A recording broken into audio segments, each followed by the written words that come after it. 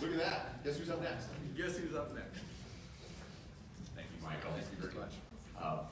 Let's hear it for Michael. This is really...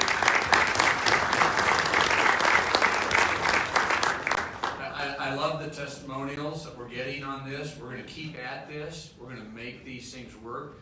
The other thing we're going to do is keep on trying new things too. And I'd encourage you to keep on trying things. You just got to keep at it. Test and learn. Test and learn. So we're going to move on. And one more time, we're going to have workshops this afternoon so you can really get your hands on this stuff and take some stuff home with you. So, next up, we're going to be talking about how to tell the story, the scouting story in the face of headwinds. And as I think I said last night, if you don't see what's going on with the media right now regarding scouting, then you've lost your phone. That's what I'll say. So to talk to us about this is Effie Delimarkos, National Director of Communications for BSA. Truly a saint. She makes it happen for us. So Effie joined the BSA after spending the previous 14 years in a number of public relations and marketing communications roles, including Ketchum Public Relations, J&J, Ogilvy Public Relations, and most recently as Director of Corporate Reputation for Golan. So she's got a great pedigree. In her role at the National Service Center, she leads a team of communications professionals. You'll meet another one of them here shortly. And external agencies charged with telling the scouting story, managing crisis communications, which never happens, and driving awareness. So with that, Effie, looking forward to hearing your how to help us tell the story in this wonderful period we live in. Thank you. And we'll be splitting the presentation today because I do want to introduce Kate Jacobs, who is on the team and comes from a wonderful PTAC council right here in Chicago. So her role, as many of you already know, is to kind of make sure that we are looking at PR from both a council perspective as well as a national perspective. Her addition to the team has been incredibly invaluable, and we are looking to expand that opportunity and how we create that possibility over the next year or so. So that's not going to be the focus of our conversation, but if you have any feedback or thoughts or ideas, know that is always welcome. Kate would love to hear that. Right, Kate? Absolutely. All right. So with respect to, there we are. Last year when we got together at the NextConnect conference, we talked about a PR strategy, and we said, it's sort of the idea, if a picture is worth 1,000 words, what's even better than a picture? It's an experience. And I think we know this because of the nature of our program, right? It is experiential. The picture that we have up here is from, April mentioned the setting, right? It is 11:59 p.m., January 31st, and Scouts BSA is launching. And this group of girls in Lancaster, Pennsylvania, were literally amongst the first, considering the fact that it was the Eastern time zone and it was 11:59, to take their first steps as a Scouts BSA troop. It was also negative 20 degrees. That was remember that major polar vortex. Our photographers had to get frostbite treatment, but that girl's cried, and those are tears of joy. And being able to tell that story through local reporters and to capture that moment when they took their first steps was pivotal and so emotional. The reporters themselves then were kind of clamoring all over themselves, wanting these girls to come in for the 6 a.m. and for the morning show and to continue telling their story, because once they walked that step with them, the story was contagious. And we saw that happen everywhere. So last year we talked about a Be, Show, Tell strategy as PR, and we'll kind of walk through that. Historically, it was important last year because we wanted to take the opportunity of 2018 to think about how do we get above the noise and how do we focus on what's important and why we do this, which is the kids and the program.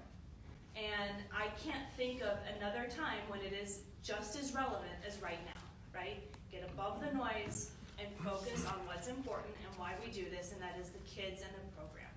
So that is the strategy, and I want to kind of walk through a little bit of how this strategy helped us get through the past year with all of the crises that did or did not happen, because it proves that you can still be doing good PR, you can still be visible, you can still get some good traction when there's negativity in the air.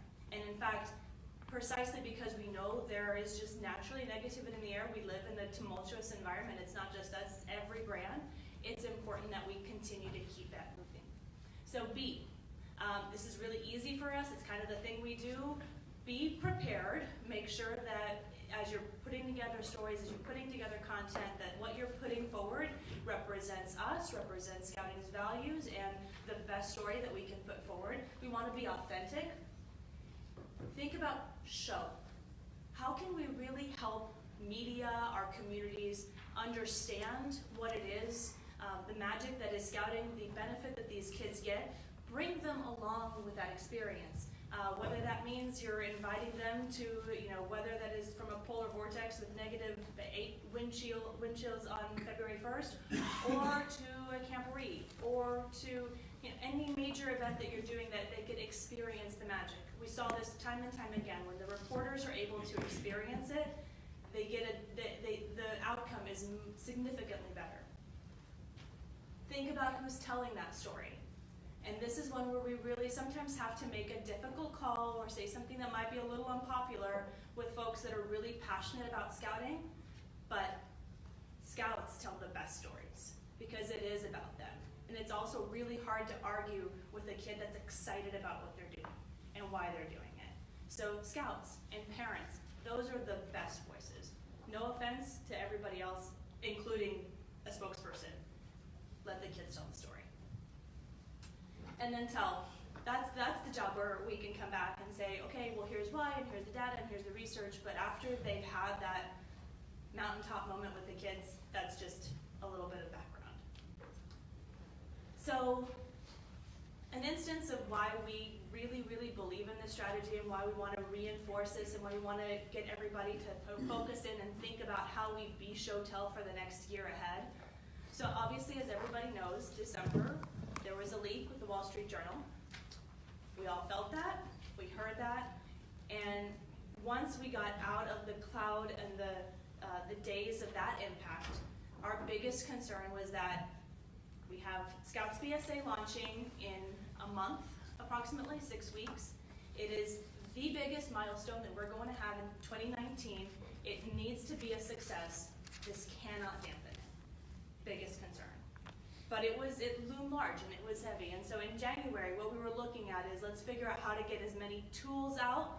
Let's make sure that we put the right story forward. And you guys nailed it. February was an overwhelmingly positive month of media coverage for Scouts BSA. And remember, Scouts BSA a few months prior had been kind of a challenging conversation for us to have as an organization.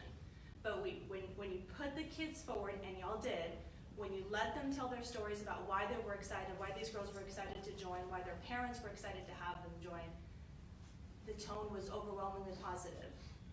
When there was mention of anything negative, it was about something unrelated to what had happened in December in another pesky lawsuit that we're dealing with. But it was not, it was overwhelmingly positive. And as a point of reference, that 739 million media impressions, which that was, if you think about February and Scouts BSA, in comparison, last year we had 1.2 billion. So imagine what the volume of that was. And that was a Cub Scout, right? So huge volume, large positivity, because we put the story of Scouting first. So important for us to think about that there will be challenging stories, there will be challenging weeks, there will be challenging environments, but helping our communities refocus and what's important, helping them see the value of Scouting for kids is vitally important as we move this forward. And to kind of start thinking about how we do so, I'm going to pass over the prompter to Kate Jacobs.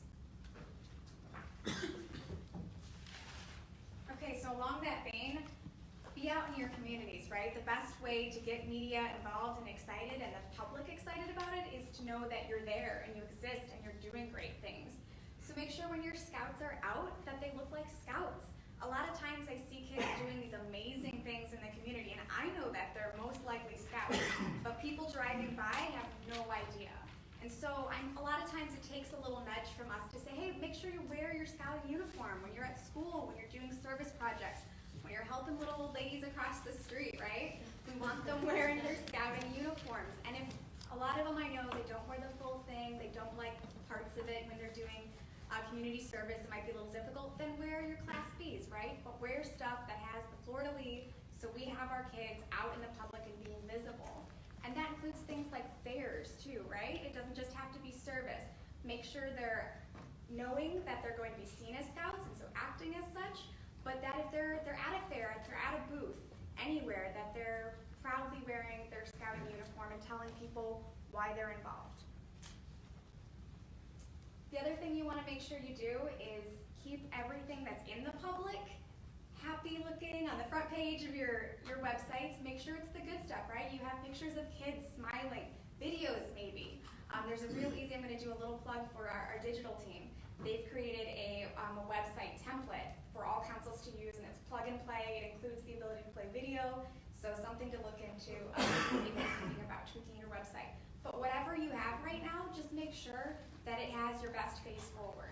And that if you have links to documents, that they all go through to the right documents, right? And that they're up to date, so when people are looking for information, they can easily find you, and when they do, they're really excited that they did.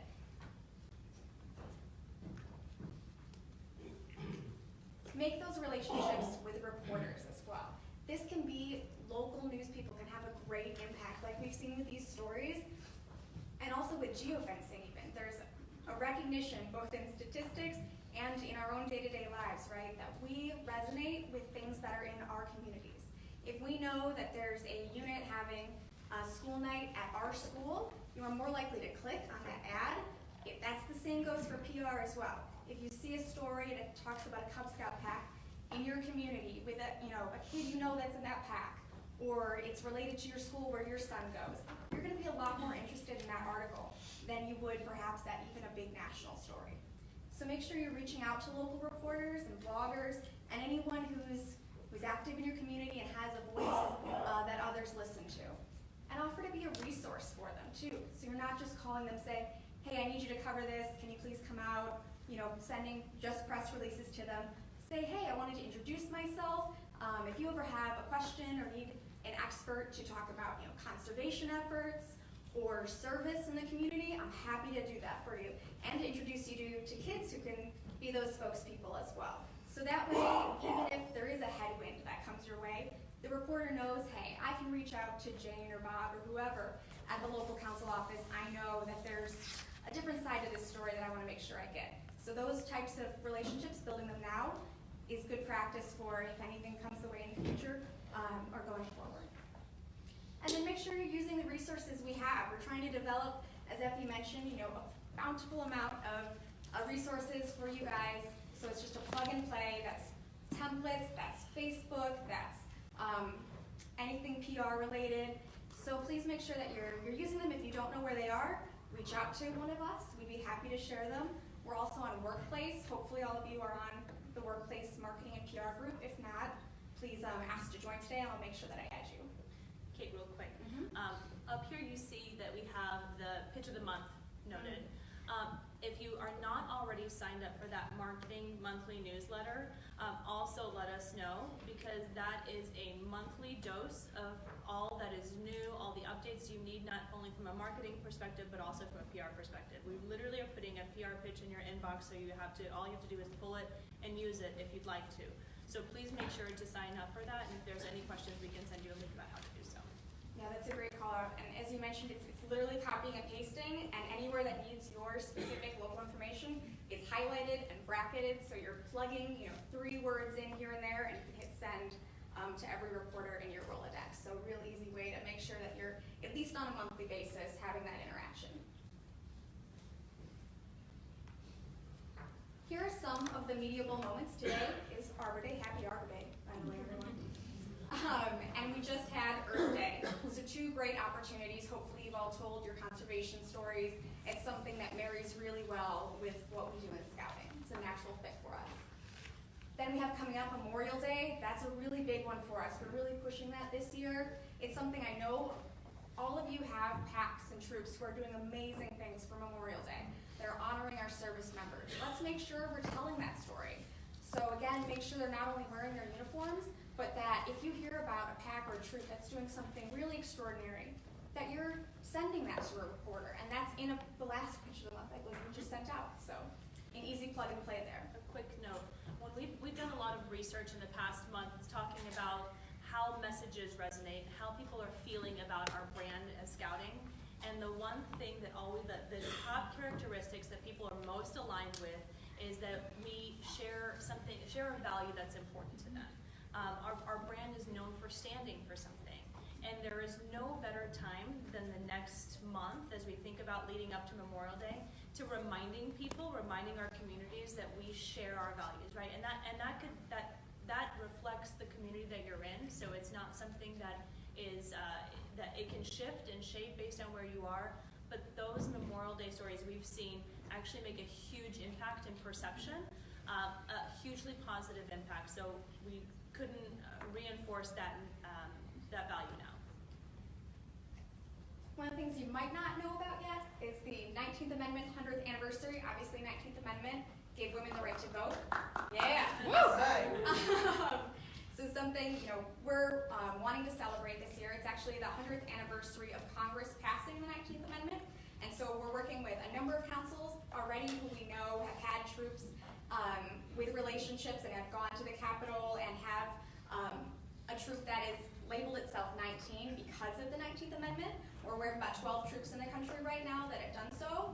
And so if you have a Troop 19 that's named themselves that for this reason, please reach out to me. We would love to hear about them, and we're looking to really celebrate these girls and young women and the opportunities that have been granted to them that they've worked for and that now they're able to celebrate this year and beyond. So that's going to be a big moment for us, and hopefully in the U.S. Capitol as well. We're working on that one as we speak.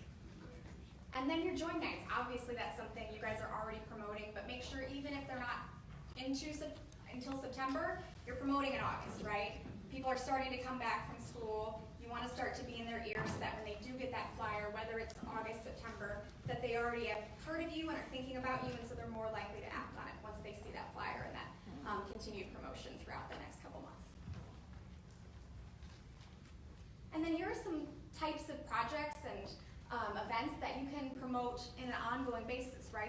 They don't have a specific date tied to them. So things to be thinking about, things to be telling your units about to make sure they let you know when these types of things are happening so that you can then let the media know and get people to go there. As Effie mentioned, it's one thing to tell someone, this is what we're doing and to put it in writing. It's much different to actually invite them to go see this and experience it for themselves and let them feel that energy and positivity so you don't have to force it on them, that they've already embraced it and are eager to tell a positive story to the public. Once you do secure that mediable moment, make sure you're making the most of it.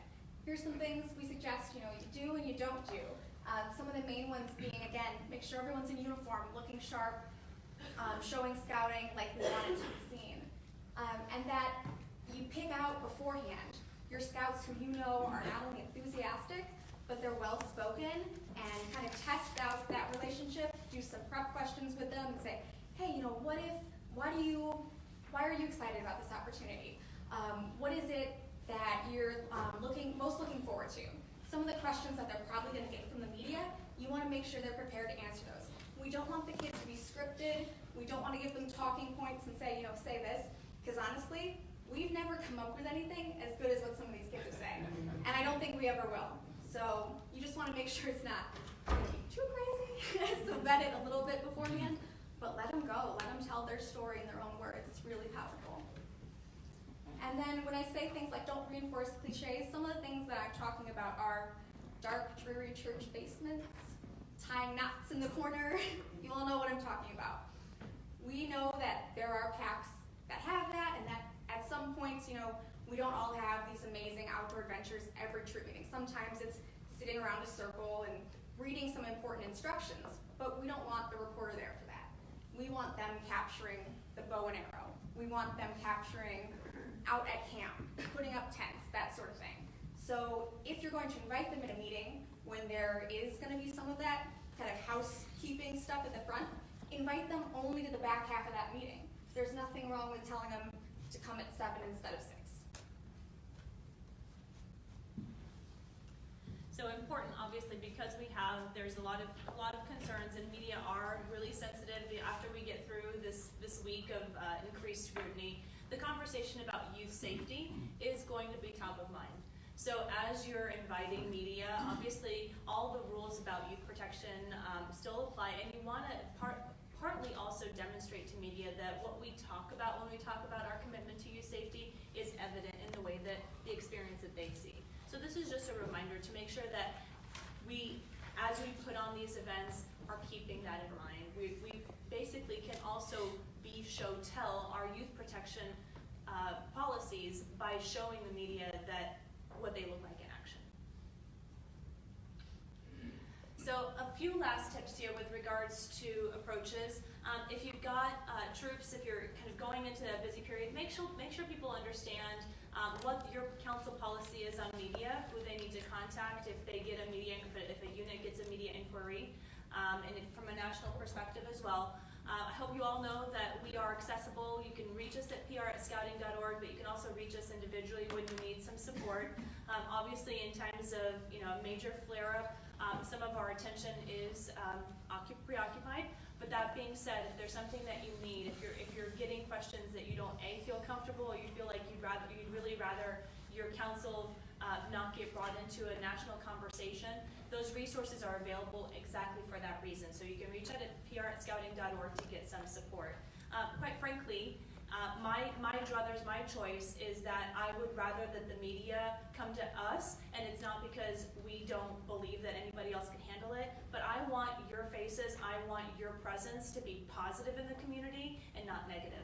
We can take that, we'll take that, risk mitigating conversation for media. We want you to be the good, we call it good news train? Good news train. So, we want to make sure that you're associated with good things as a community. When it comes to challenges, that you can kick those to us for that reason. That's really the biggest thing. And as we think about what we're putting forward in terms of social media, it's so immensely important. I'll tell you that there's been litigation and major challenges because somebody on social media, well-intended or just frustrated, right? We all get frustrated, posted something that was unscout-like.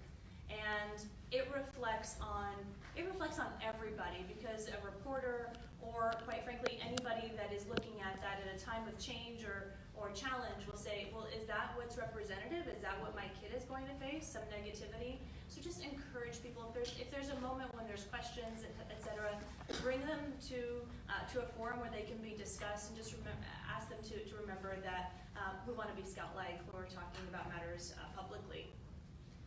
So it wouldn't be a fun presentation right before lunch if I didn't give you homework. But guys, it's been that kind of a week, so I'm going to give you homework. But think about it. We know we're going to have, there's a challenge around every corner, right? There's plenty of opportunities, but it's also highly likely that we're going to face some challenging headwinds. And so let's think about, if I need to get information out, if I need to be able to empower, if I want to empower that be, show, tell, who are my top 50? And when we say like top 50, think about influencers. Who are those people? And it may not necessarily be because they hold a position or because they have a title, but they just are magnetic. They're the people that people turn to for information. They're the mom that has a following on Instagram. They're the people that just naturally are the ones to talk most and talk to both loudest and help sway people's perception. Who are your top 50? And it could be, I would recommend that you categorize within the scouting community and then shift that frame of reference and just look at the community at large, because it might be slightly different. Identify your top 50. Then think about, are you ready, if I'm at a moment's notice, if right now I was going to say, okay, you know what, we need to go notify everybody that we just got Ashton Kutcher to be our celebrity scout. It's not true, I wish. Please give me some good news. If you have it, I will give you a neckerchief or something. But if we had some really amazing news to share, would you be able to tell the world right now, before anybody else knew? Because if you don't, this is the kind of preparation that we need to do right now. Think about your email systems. National has certain amounts of emails, but that we do not have everybody, and certainly we don't have everybody you have. So take the moment now to kind of start thinking about how do we freshen up our communication channels and distributions. And then going back to what we talked about, in moments of challenge, we want to be able to divert the conversation and remind people of why we're here and why it's important to focus on the program and kids. So think about finding your best stories, your most emotional stories, the stories where you had a family that came to scouting and then came away from scouting with a marked difference in their lives. The child that didn't necessarily have a lot of great engagement in the community and then became a leader based on the work and the growth that he or she saw in their troop. Think about those stories. Activate those that you work with to think about the opportunity in that way, because chances are they see these stories all the time. Capture it when you can and begin to mine it. So at this point, we'll open it up to questions and see what thoughts that you guys have. Yes, sir.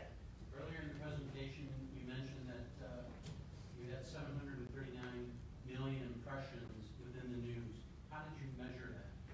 So where does that come from? Right. Through our agency support, there's essentially benchmark. And what that basically looks like is that different publications have their various impression numbers that they typically use to tell advertisers why they should pay money to advertise with the said publication, and so that is how we pull that reach impression. So by publication, by day, what were the impressions for that article? That's right. Will you be putting together a game plan in the event it is needed for bankruptcy this summer? I will tell you that as the team is looking at financial options, there's also a team that is developing materials that we would need should we be in that situation. There's thoughts and approaches looking at what materials would be unique and specific to local councils and what situations are unique and specific from a national perspective. We're looking at a variety of stakeholders that we need to be speaking to. So yes, there is an effort underway to make sure that there's comprehensive toolkits, just like we've rolled out PR toolkits for Cub Scouting, for Scouts BSA, we would be looking at a toolkit as well. Thanks. Really? Yeah, we got obviously. You guys are being kind.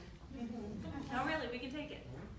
So one of our initiatives is we're trying to get more user-generated content so that we can, instead of having to pull in the stories, write them up and push them out, we're just getting them and publishing. It's been working great so far, but we have a question that keeps coming up about youth-generated content. Are there any restrictions around scouts writing and publishing their stories through us? Obviously, we're checking to make sure they're compliant with all of our policies.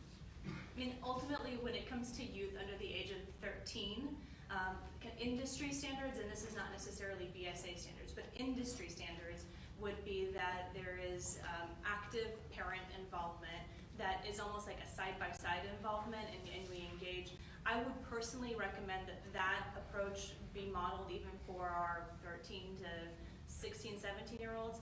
They'll obviously, the older they get, the less that's required, but you still need to make sure that you have that engagement. Overall, though, the story can come from the youth. I see no challenge. I think that's perfectly in the spirit of putting Scouts first and being a Scout-led movement. You just need to make sure that, I think, from a parent perspective for those younger ages.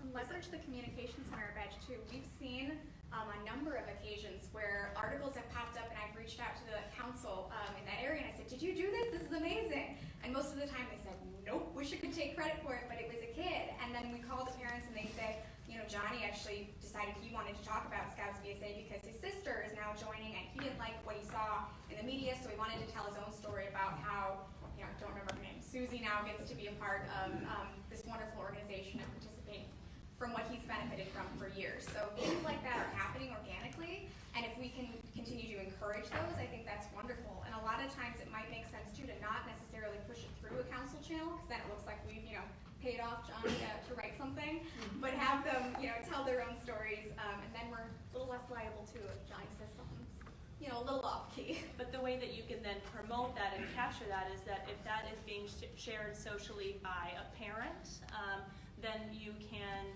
reshare it from that perspective. And so you can get that counsel, you can get the brand traction from a social channels, but have that come through elsewhere. Well, with that, it would be awful for us not to plug our session this afternoon. Kate mentioned the council marketing workplace. If you make sure that within the next period of time that you check in there, if you're not part of the council marketing place, please let us know. We'll give you access, because there we have a tracker that we'll use for the session, where we'll literally begin to build out that calendar of stories and angles and messages and moments to be able to capitalize from now through the end of the year, so that we can continue that good news train. Thank you.